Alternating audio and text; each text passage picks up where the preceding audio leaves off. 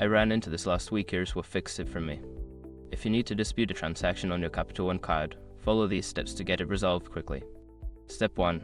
Log into your account. Access your Capital One account online or through the mobile app. This is where you allow initiate the dispute. Step 2. Find the transaction. Navigate to the transactions section and locate the charge you want to dispute. Make sure to double check the date and amount. Step 3. Start the dispute process. Select the transaction and look for the option to dispute it. Click on this option to begin providing details about the issue. Step 4. Provide details. Fill out the required information about why you are disputing the charge. Be as specific as possible. This helps in resolving the issue faster. Step 5. Submit your dispute. Review your information and submit the dispute. You should receive a confirmation email or a notification once it is processed.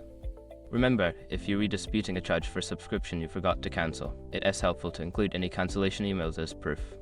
Good luck, and I hope your dispute gets resolved smoothly.